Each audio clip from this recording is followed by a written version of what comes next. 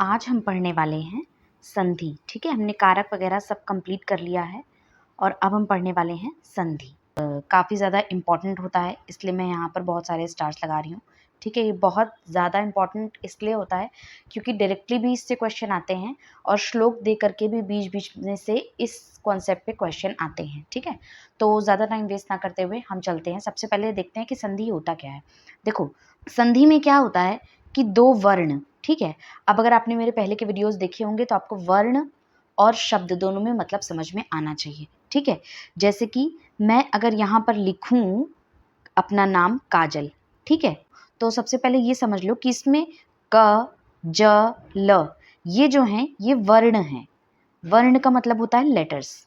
और अगर मैं उस पूरे नाम की बात करूं तो ये एक शब्द है या फिर वर्ड है। ठीक है, तो अब हम इसके आगे समझते हैं। संधि क्या होती है? कोई भी दो वर्ड, ठीक है, जैसे कि मैंने दो शब्द लिखे, ठीक है, मैंने लिखा देव और फिर मैंने लिखा ईश।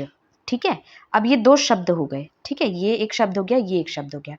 अब पहले वाले शब्द का जो लास्ट वाला वर्ण होता है और दूसरे वाले शब्द का जो पहला वाला वर्ण होता है, इन्हीं के बीच में होती है संधि। ये हमेशा ध्यान रखना, यानी कि जब ये जुड़ेंगे तो वा और ई जुड़ेगा, तब जाकर के नया वर्ड बनेगा। ठीक, इंपॉर्टेंट है कुछ। मैंने आपको ह्रस्व आ, दीर्घ आ, ये सारी चीजें बताई हुई हैं। प्लुत आ, मैंने आपको बताया हर स्वर की 3 फॉर्म होती है। ठीक है, ह्रस्व, दीर्घ, प्लुत, ये सब जिसे नहीं समझ में आ रहा है उसे संधि नहीं समझ में आएगी। ठीक है, इसलिए जाकर के पहले के लेक्चर्स देखो।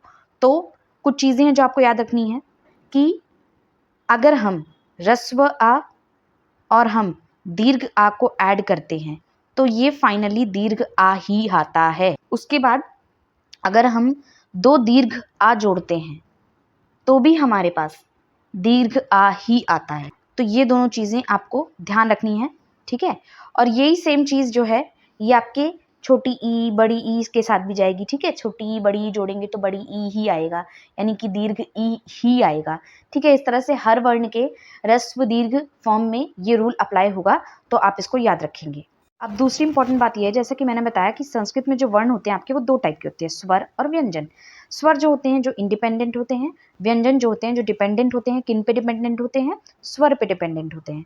तो जैसे कि मैंने एक एग्जांपल ले लिया, एक स्वर ले लिया छोटा आ, ठीक है, जिसे हम ह्रस्व आ कहते हैं। ठीक है, या फिर मैंने ले लिया दीर्घ आ और किसी ने बोला इसका संधि विग्रह करो, तो इसका संधि विग्रह नहीं होगा। क्यों नहीं होगा?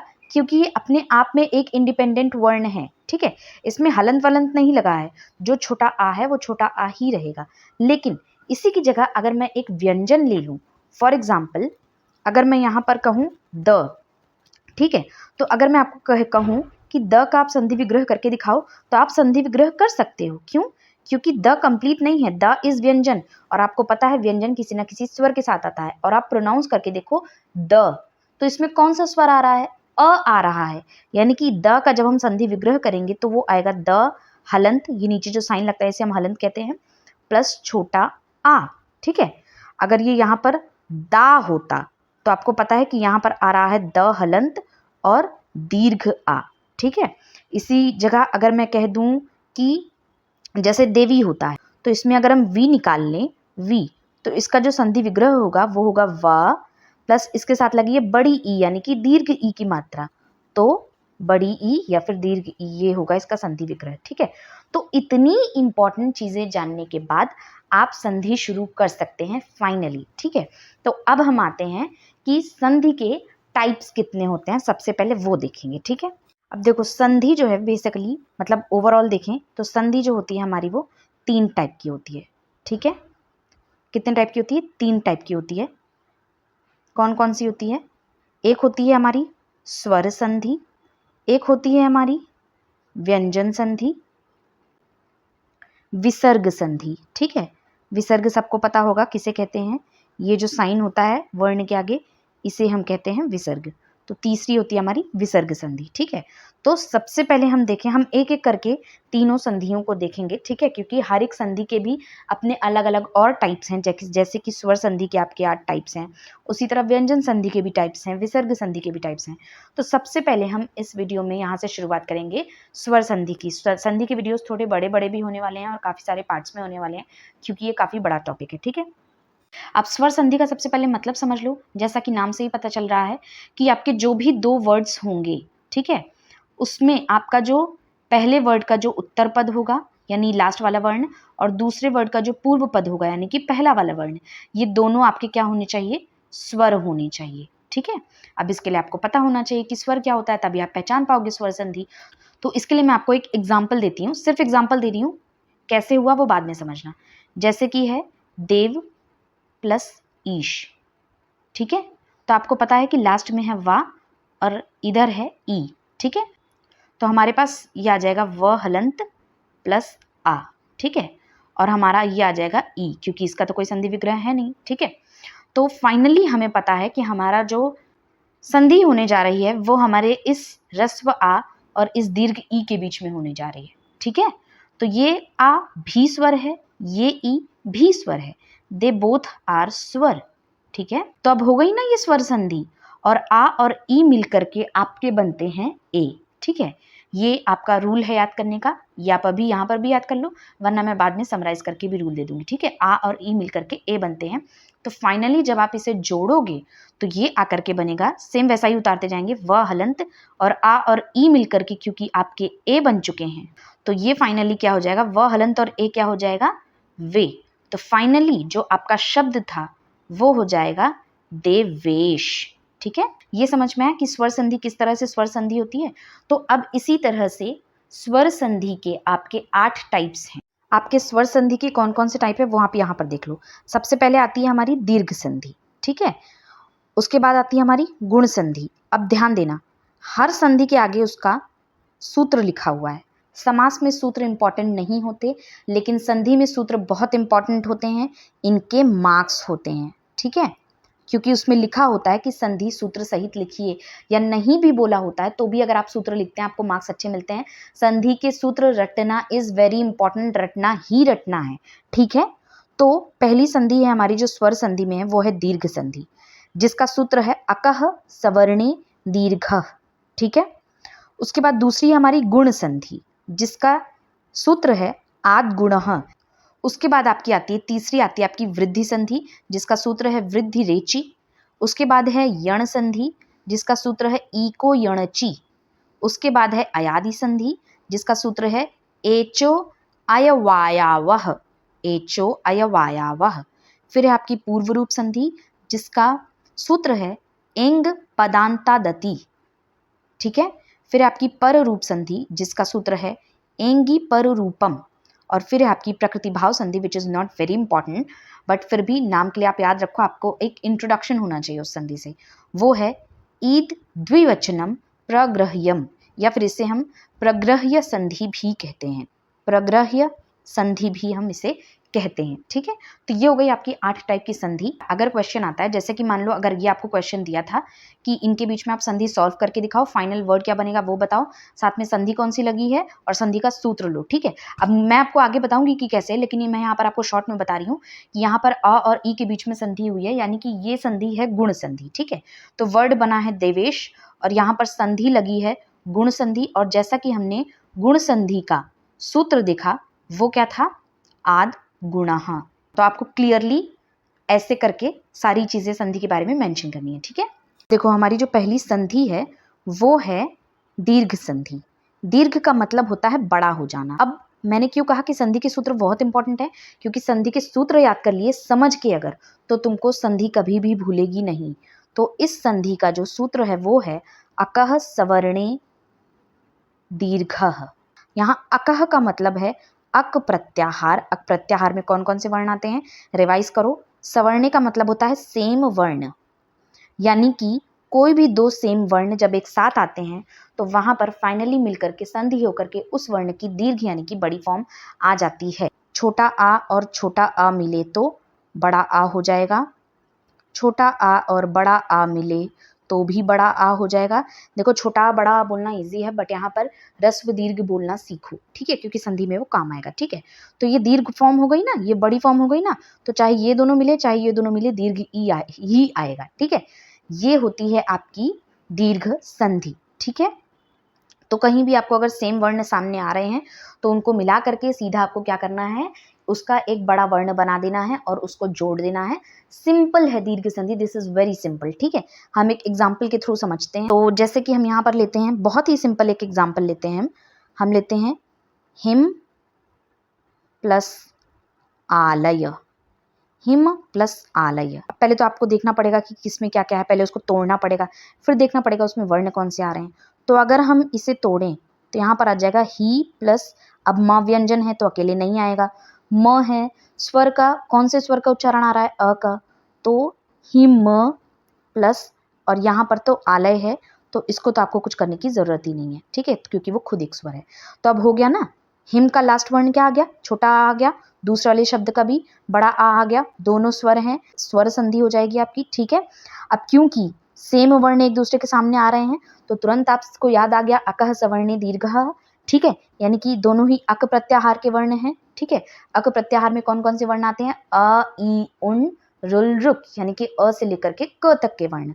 माहेश्वर सूत्र याद करो। ठीक है, तो यहाँ पर ये दोनों मिलकर के मैंने क्या बताया, हो जाएंगे अ। ठीक है, अब आप इसको जब जोड़ेंगे नीचे तो ये यहाँ पर आएगा ही प्लस म प्लस, ये दोनों मिलकर के हो गए अ, और ये वाला लय।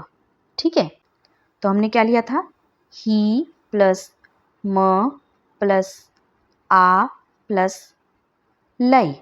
तो ये दोनों जब एक दूसरे के साथ जुड़ जाएंगे तो ये पूरा माँ हो जाएगा। ठीक है, माँ पे बड़े आ की मात्रा आ जाएगी। तो ये अब क्या हो जाएगा, ही प्लस माँ प्लस लय। तो फाइनली आपका वर्ड क्या आ गया, हिमालय। ठीक है, सो दिस इज दीर्घ संधि विच इज वेरी इजी।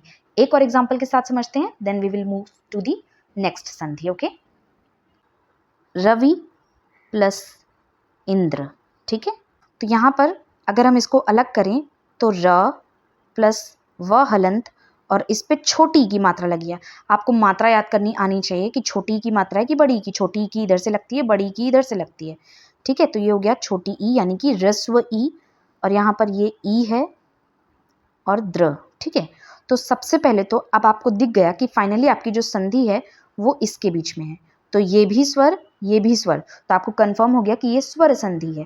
दूसरी बात, ये दोनों सेम वर्ण हैं तो आपको ये भी कंफर्म हो गया अकह सवर्णे दीर्घः, यानी कि ये सवर्ण है, यानी कि ये दीर्घ संधि है। ठीक है, तो जब आप पहचान लेंगे तो आपके लिए करना ईजी हो जाएगा। तो ये दोनों मिलकर के हो गई बड़ी ई। ठीक है, और ये हो गया द्र। ठीक है, तो अब ये व और ये ई मिलकर के यहाँ पर हो गए, अब इस पे बड़ी ई की मात्रा लग जाएगी जो कि पहले छोटी ई की लगी थी, क्योंकि अब यहाँ पर ये दोनों मिल करके आपकी बड़ी ई हो गई है। ठीक है, फाइनली ये आपका क्या हो जाएगा, र प्लस वी प्लस द्र, मात्रा आएगी साथ में, तो फाइनली आपका वर्ड क्या हो जाएगा, Ravindra. Ravindra. So this is the example. Now ऐसे ही आपको हमारे पास जो है, जैसा कि मैंने बताया कि अक प्रत्याहार होते हैं। ठीक है, अक प्रत्याहार में होता है आपका अ ई उन रुल रुक। ठीक है, इतने आपके वर्ण होते हैं, तो ये वर्ण जब भी एक दूसरे के सामने आएंगे तो आपकी दीर्घ संधि हो जाएगी। ठीक है, अब यहाँ पर थोड़ा सा कहीं आपको अगर डिफिकल्टी आ सकती है तो वो आपको रु में आ सकती है या फिर आपको र में आ सकती है। ठीक है, तो बस ध्यान देना जब भी ये सेम एक साथ आएंगे तो ये जो नीचे वाला आपको ये जो कैप दिख रही है ना, ये आपको डबल लगा देनी है। बहुत ही सिंपल है, एक एग्जाम्पल मैं दे रही हूँ तो उससे आपको दोनों ही समझ में आ जाएंगे। शब्द है हमारे पास पितृ plus ऋणम।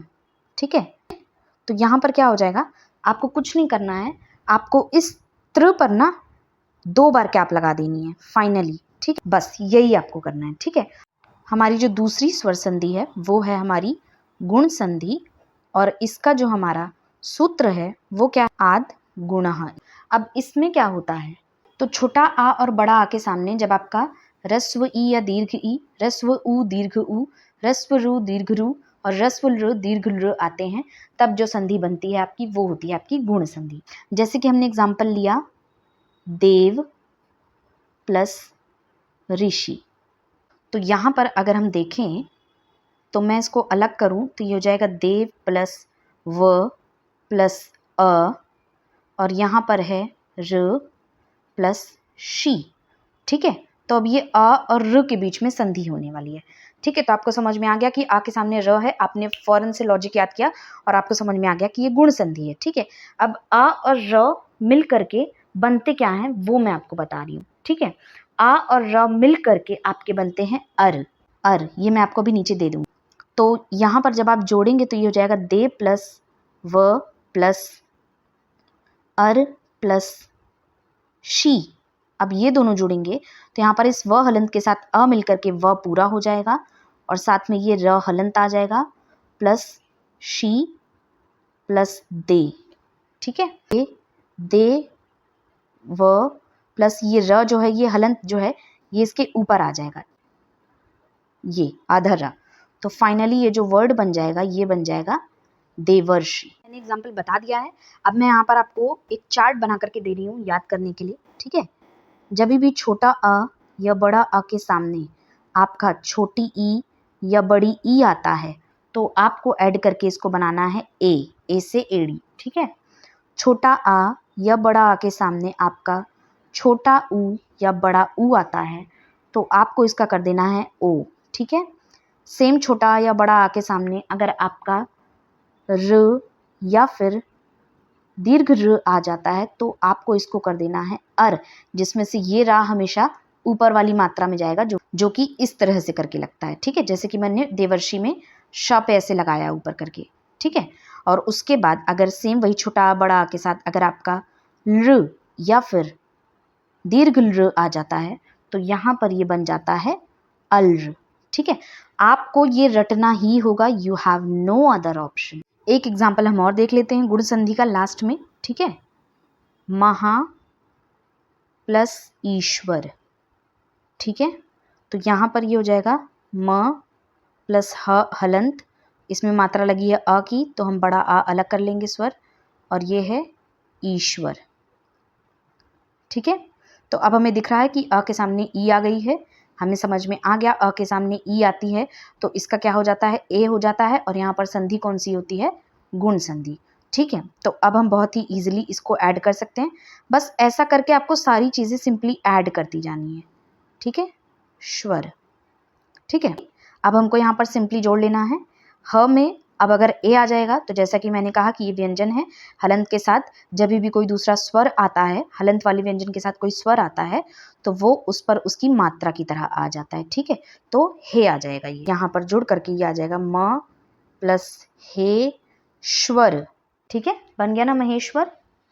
Okay, so this is all about गुण संधि। सो अभी आई थिंक इतना बहुत है। आपको संधि का आपको इंट्रो हो गया, आपको संधि के टाइप्स पता चल गए। ठीक है, उसमें हमने स्वर संधि शुरू की जिसमें कि हमारी 2 संधियां हुई हैं अभी तक। एक हुई है हमारी दीर्घ और दूसरी हुई है हमारी गुण। तो अभी पहले आप इन पर प्रैक्टिस कीजिए और इस पे जो भी रिलेटेड डाउट आते हैं आप मुझसे कमेंट सेक्शन में या फिर आप मुझसे टेलीग्राम पर पूछ सकते हैं। ठीक है, और उसके बाद नेक्स्ट वीडियो आएगी जिसमें हम बाकी स्वर संधि खत्म करेंगे। ठीक है, और उसके बाद हम फिर व्यंजन संधि के लिए अलग वीडियो और विसर्ग संधि के लिए अलग वीडियोस, इस तरह से।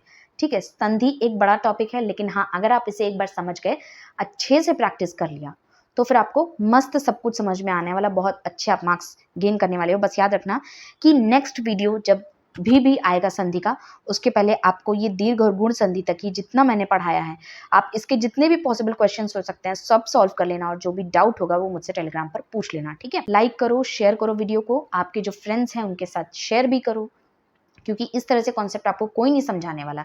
ठीक है, तो जितना हो सके शेयर करो और चैनल को सब्सक्राइब करो।